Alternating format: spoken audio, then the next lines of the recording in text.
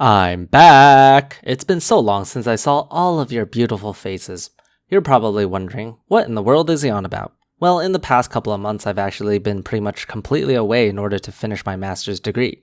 Basically, long story short, for those of you who don't follow me on Twitter, I accelerated my graduation. So for the last few months, I took on a lot more work. Basically, that means I didn't have time to really make videos or even read comments on YouTube. The reason I've been uploading weekly is because before the final stretch, I made like 12 videos in advance and scheduled the release slowly each week. So for you probably didn't feel like I was away, but in my perspective, I haven't been on the platform for the last 4 months or so. I'm probably completely outdated on a lot of juicy things that happened on YouTube. Anyway, just this past week, I graduated with my master's degree and also found a new job which I will be starting in the next month. It's basically smooth sailing from here, so I'll have a lot of time to dedicate to YouTube. Lots of good things happening, so I hope you will all stick around for this journey we're about to begin. So what has been happening these past few months? Although I was busy with lots of things, I have still been keeping up with current events. And of course, that thing that shall not be named that is killing people as we speak. So this video is going to be a bit of a rant. I'm going to briefly talk about COVID and what it looks like from here, because this is affecting every single one of us. For me, I always get incredibly sick from respiratory viruses. If I ever get hit with a common cold, most people are sick for a week. Meanwhile, I'm usually sick for 4 to 6 weeks, with a cough so bad I can't sleep more than just a few hours at night. So for me personally, I have to take extra care not to get sick. And there are people in far worse conditions. We're talking about people who cannot get vaccinated or people who are immunocompromised. For these people, it's even more important that other people take responsibility for not transmitting the virus around. So when I see dumb Twitter posts like this one, it really makes me wish I have a bigger influence so that my voice could travel further. But we have to start somewhere, don't we? So what has happened in the last few months? Just to name a few of the highlights, it seems that the FDA fully approved the Pfizer vaccine, a third booster shot is being considered, and lots of conspiracy theories surfaced, like how taking ivermectin somehow cures or treats COVID. I don't think I need to explain why an anti-parasitic drug would be ineffective against a virus. Maybe that's a topic for a future video. So yeah, I'm glad to see the FDA fully approving Pfizer because a lot of people are hesitant when a vaccine is under emergency use authorization. Although, just to be perfectly clear, EUA is by no means an easy barrier to pass.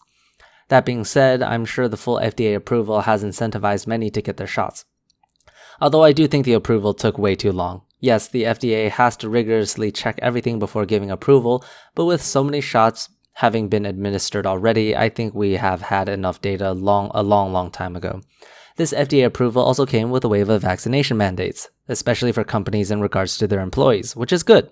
Honestly, from what I see, a lot of people are way too stupid to make their own decisions about health, so we absolutely need mandates like these.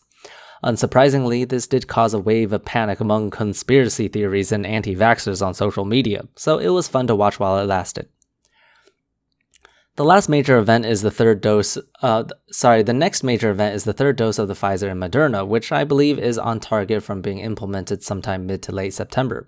There's good evidence that the vaccine efficacy rate declines over time, which is unsurprising, but also kind of surprising. Most vaccines you get usually last a bit longer, but of course it is different for different vaccines. We've seen efficacy rates drop from 95% to 60 or even 70% over the course of months. But this is expected since the Delta variant is essentially its own separate beast. Getting a third shot would increase antibody concentration in the blood, which would also be good for fighting new variants. Although the antibodies won't have a complete match for the Delta variant, the sheer concentration of it can be enough to overwhelm the virus. And that is one of the major incentives for approving a third shot of Pfizer or Moderna. That being said, we still do have to conduct research on it and collect data to make sure it is safe, but most scientists can be quite certain it is safe. But we'll still need to confirm it. And then we have people on the other side of the spectrum who is lying about their vaccination records in order to get a third dose, out of fear for the virus. Although I can understand why people would be motivated to do such a thing, just be cautious that you're wandering a little into unknown territory here. I suggest waiting until the third dose is approved to be given out and then heading to your local pharmacy to get the shot.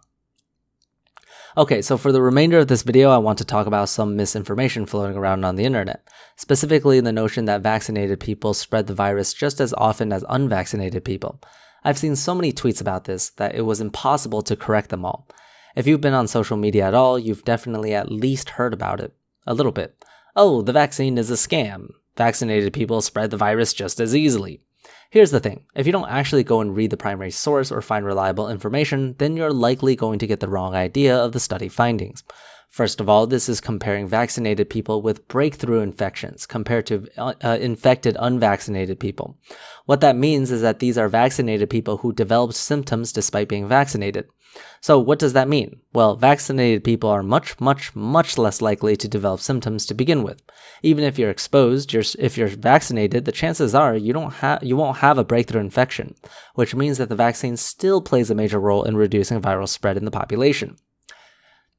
If two people were exposed to COVID, one vaccinated and one not, chances are the unvaccinated person will get sick and spread it to others, while the vaccinated individual has a 60 to 90% chance of not getting sick, and therefore won't spread the virus, whatever the efficacy rate is.